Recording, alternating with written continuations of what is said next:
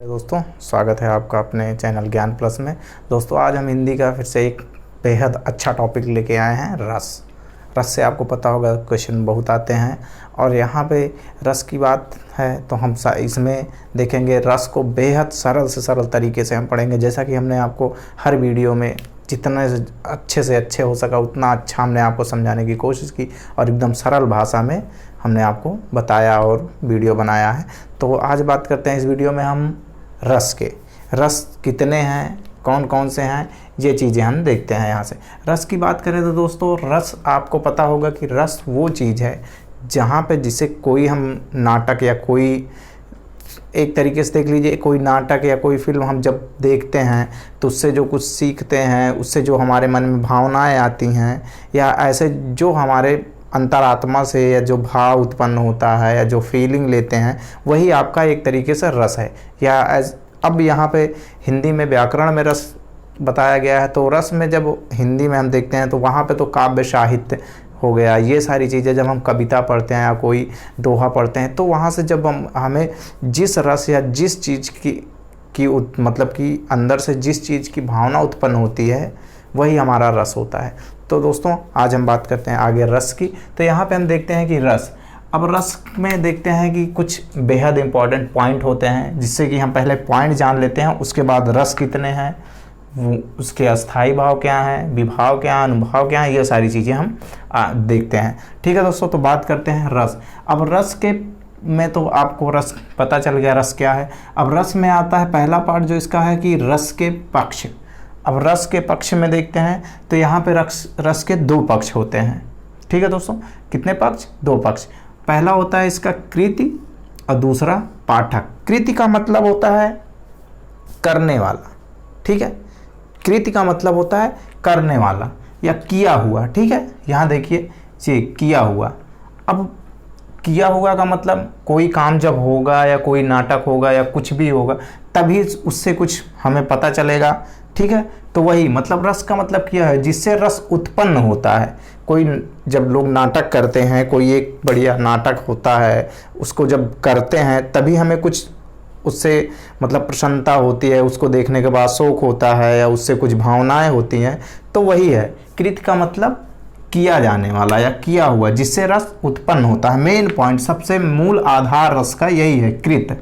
ठीक है दोस्तों, कृत से ही यही इसका रस का मूल आधार है। और पाठक, पाठक का मतलब समझते हैं जैसे हम लोग देखने वाले या सुनने वाले या पढ़ने वाले जो रस को ग्रहण करता है उसी को क्या कहते हैं? पाठक। ठीक है दोस्तों, जो रस को ग्रहण करने वाला होता है, जैसे हमने कोई सीरियल या कोई फिल्म या कुछ नाटक देखे तो उसको हमने देखा, उसके बाद जो उसका निष्कर्ष आया वो उसको हमने ग्रहण किया, वही है पाठक। ठीक है दोस्तों, उसी को कहते हैं पाठक।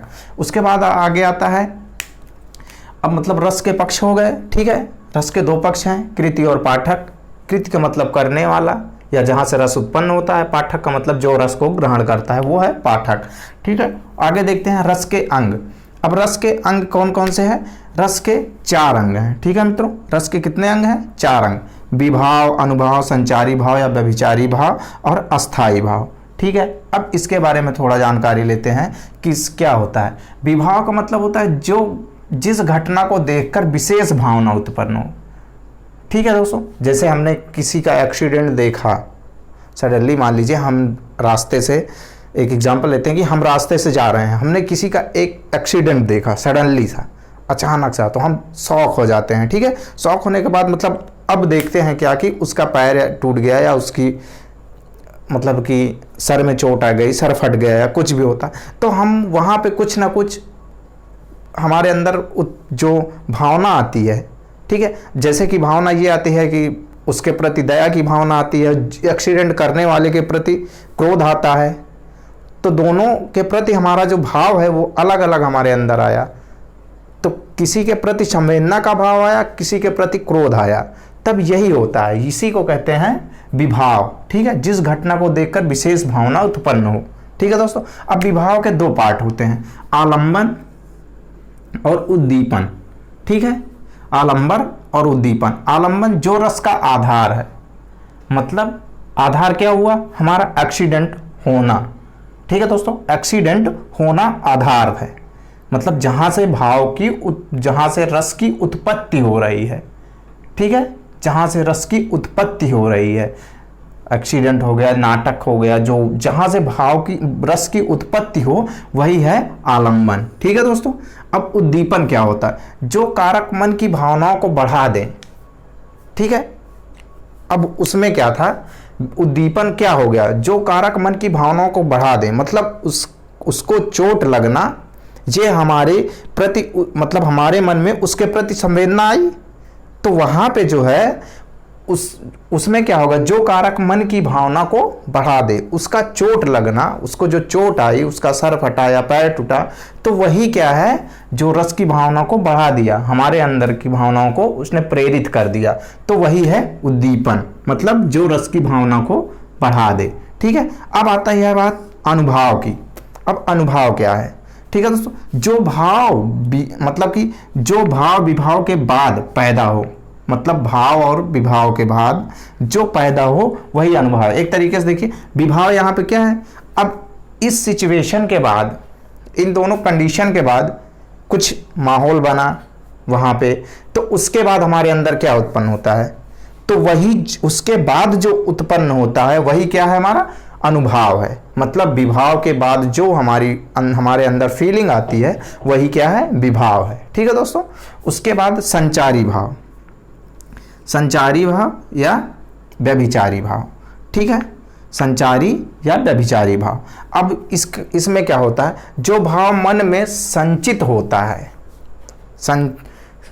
मतलब सॉरी दोस्तों, संचरित होता है, मतलब हमारे मन में कोई जब उस सारी कंडीशन, सारी सिचुएशन वहाँ के देखने के बाद हमारे मन में कोई भाव संचरित मतलब कंटिन्यू बना रहता है। जैसे कि हमारे अंदर गुस्सा ही आ गया तो कुछ देर के लिए कंटिन्यू बना रहता है कि अब हम इसको पा जाए तो ऐसे कर दें वैसे कर दें, तो वो कंटिन्यू 2-4 घंटे, 1-2 दिन, 4-6, 10 दिन वो हमारे अंदर कंटिन्यू उस याद को लेकर वो भाव बराबर कंटिन्यू संचरित मतलब बहता रहता है, लगातार कंटिन्यू रहता है, मतलब बहता रहता है। वही है क्या, संचारी भाव या व्यभिचारी भाव। संचारी से आप समझ सकते हैं कि संचारी से संचरित होना, संचरित होने का मतलब कंटिन्यू लगातार बहना। ठीक है, यही है संचारी भाव या व्यभिचारी भाव। उसके बाद समझते हैं अस्थाई भाव क्या है।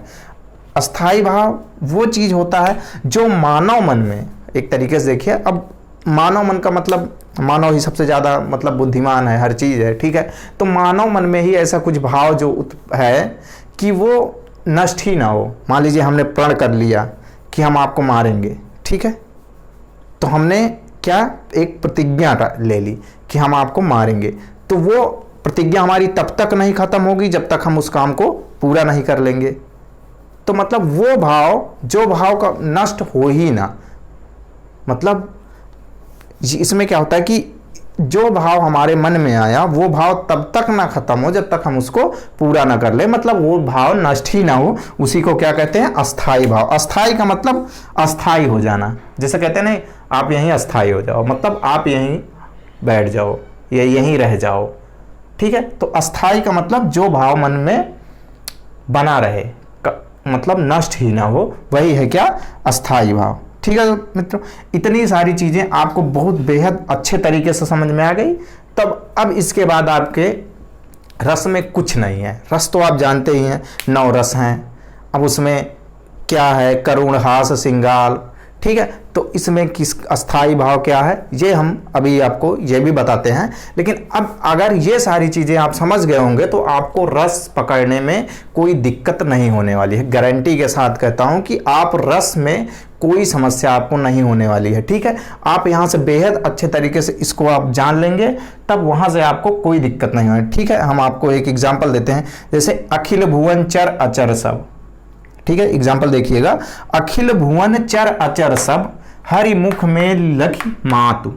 ठीक है दोस्तों, चकित भई गदगद वचन विकसित दृग पुलकात। यह दृश्य तब का है जब कृष्ण भगवान छोटे थे और उनकी माता जी जब वो मुंह में मतलब कि कोई चीज़ ले लेते हैं या वो जब माखन खाए रहते हैं तो उनकी माता जी उनको पूछती हैं कि आपने माखन खाया, तो कृष्ण जी कहते हैं नहीं हमने नहीं खाया। तो उसके बाद माता जी ने क्या किया, जैसे कि हम ही लोग कुछ उल्टा सीधा काम करते हैं, मिट्टी खा लेते हैं बच्चे, तो उनको हम डांटते हैं, उसके बाद कहते हैं मुंह खोलो। तो मुंह जब उन्होंने खुलवाया उनका, तो उनके मुख में उन्होंने क्या देखा, उन्होंने उनके मुख में पूरी सृष्टि देखी, पूरी सृष्टि के उनको मतलब हर चीज, चर अचर हर चीज उन्होंने उनके मुख में देखा, पूरा ब्रह्मांड देखा। तब वो वहां से शॉक हो गई, चिंतित हो गई। ठीक है, वो मतलब कि जैसे कि भौचक्के नहीं हो जाते लोग, कोई अचानक से कोई ऐसी चीज़ देख ले जिसकी कल्पना ना किए हों, तो वो भौचक्के हो जाते हैं। तो उन्होंने भी भौचक्का हो गई और उनकी आंखें फटी की फटी, मतलब आंखें जो हैं वो ऐसे फटना, मतलब बड़ी बड़ी आंखें ऐसे खुली की खुली रह गई और वो बेहोश हो जाती हैं। तो वही कह रहा है कि अखिल भुवन चर अचर सब, हरि मुख में लखी मातु, चकित भई गदगद वचन विकसित दिक पुलकात। तब यहाँ पे अब आप देखेंगे कि यहाँ पे आपका क्या है, जैसे कृष्ण का मुख जो है उनका वो मूल, जहाँ से मतलब कि रस की उत्पन्न, मतलब रस उत्पन्न हो रहा है, तो उनका मुख क्या हो गया, वो आलंबन हो गया। ठीक है, आलंबन हो गया, उनका मुख जो है वो आलंबन हो गया।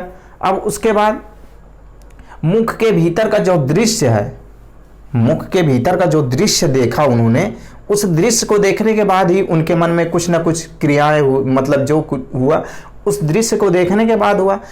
तो फिर उन्होंने क्या, जो रस का आधार था, मतलब जिसको देखने के बाद उनके मन में वो क्रियाएं आई, तो वो है उद्दीपन। उनके मुख में जो मतलब भीतर का, मुख के भीतर का जो दृश्य देखा, वही है क्या, उद्दीपन है। ठीक है दोस्तों, उसके बाद क्या होता है, गदगद आंखों का, मतलब कि यहां पे देखिए, जैसे कि गदगद वचन, मतलब आंखों का जो फैलना है, उनका आंखों का फैलना, आंखें ऐसे फटी की फटी रह जाना, वो क्या है, वही है अनुभव। ठीक है दोस्तों, अनुभव यहाँ पे क्या है, जब वो चकित हो गई इन सब चीज़ों के बाद क्या हुआ, मतलब आलम्बन और उद्दीपन के बाद जो आए, मतलब कि जो विभाव के बाद पैदा हो, वो क्या होता है, वही अनुभव। ठीक है, तो क्या हुआ, उसके बाद उनके मन में ये चीज़ें प्रकट हुई कि ये तो मतलब कि उनको जो जिस चीज़ का अनुभव नहीं था, जिस चीज़ को उन्होंने देखा नहीं था, उसके बाद उन्होंने वो चीज़ें देख ली, तो वही है, मतलब आँखों का उनका जो फैलना है वो क्या हो गया, वो अनुभव है। ठीक है दोस्तों, उसके बाद फिर उनके अंदर क्या सिचुएशन होता है कि वो भय से बेहोश हो जाती हैं, तो वो क्या हो जाता है, हमारा संचारी भाव। ठीक है, यही चीजें होता है, इसी को आपको पकड़ना रहता है, यहीं से आपको क्लियर हो जाता है। ठीक है दोस्तों, अब हम आपको बताते हैं कि यही चीजें हैं, मतलब कि उनके जो उसके बाद उनके मन में जो भावनाएं आई और उनका वो मतलब कि बेहोश होना, वही है क्या है, और उनके अंदर जो भय आ गया वही है संचारी भाव। ठीक है, अब यहाँ से देख लेते हैं थोड़ा नोट्स में नोट पॉइंट है कि आचार्य देव के और आचार्य भोज के अनुसार क्या है, आचार्य देव और आचार्य भोज के अनुसार संचारी भाव जो है, संचारी भाव या व्यभिचारी भाव जो है कितने हैं, 34 हैं, मतलब 34 हैं। और इन्होंने 34वां, यहाँ से एक क्वेश्चन बनने की संभावना रहती है कि इन्होंने 34वां आचार्य देव के अनुसार 34वां मतलब 34वां संचारी भाव क्या है, तो यहाँ पे छल को उन्होंने, आचार्य देव और आचार्य भोज ने छल को 34वां अस्थाई भाव, संचारी भाव या व्यभिचारी भाव माना है। कौन सा, 34वां। ठीक है, आचार्य देव और आचार्य भोज के अनुसार 34 हैं। ठीक है, देखते हैं कि रस कौन कौन से हैं। अब रस तो आपको पता है कि रस के कितने भेद हैं, 9। ठीक है, और उसको भरत मुनि ने 8 माना है। ठीक है, और रस को 9 देखा गया। तब यहाँ से हम देखते हैं कि क्या देखते हैं, यहाँ से अब कौन सा रस, अब जैसे कि हमने मात्र 4 लाइन की हम एक कविता टाइप, आप जैसे कि आप बचपन में कविताएं पढ़ते हैं तो आपको काफ़ी लंबी चौड़ी कविता याद हो जाती है, अगर आप याद करने पे आ जाएं तो बहुत सारी चीज़ें।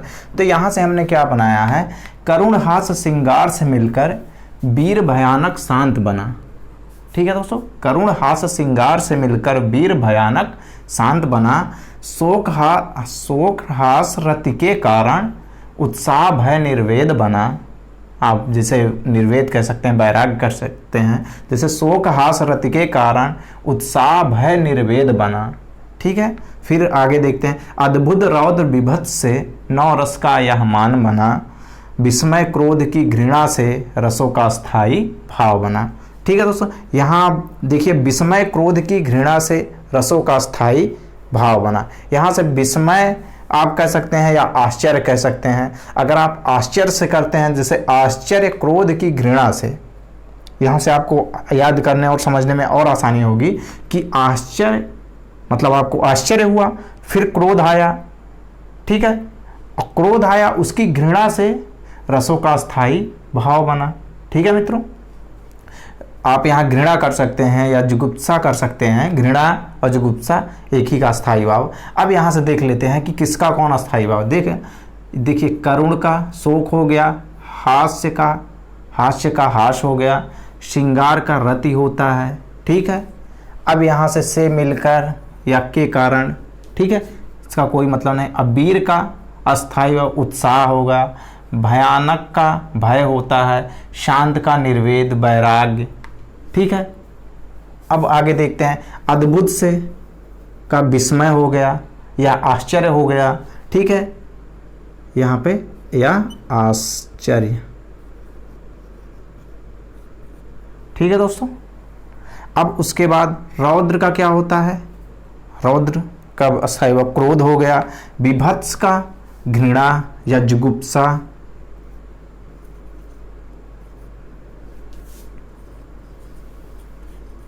ठीक है, घृणा या जुगुप्सा, बस यही है।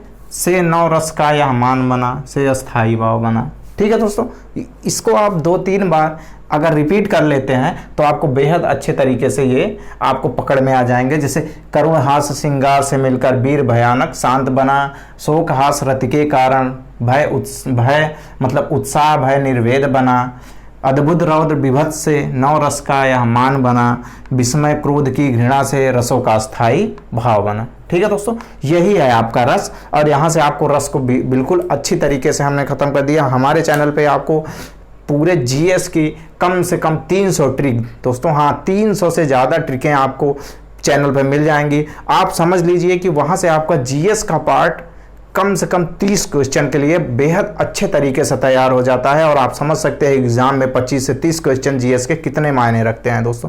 तब आपको वहाँ से पूरा सार संग्रह लेने की ज़रूरत नहीं है, पूरा सार संग्रह पढ़ने की ज़रूरत नहीं। वहाँ से आप बेहद अच्छे एकदम बढ़िया से आपको समझ में आने वाली 300 से ज़्यादा ट्रिकें आपको वहाँ पे बेहद अच्छी तरीके वाली ट्रिक, आपको एकदम अच्छे से समझ में आने वाली ट्रिकें मिल जाएंगी।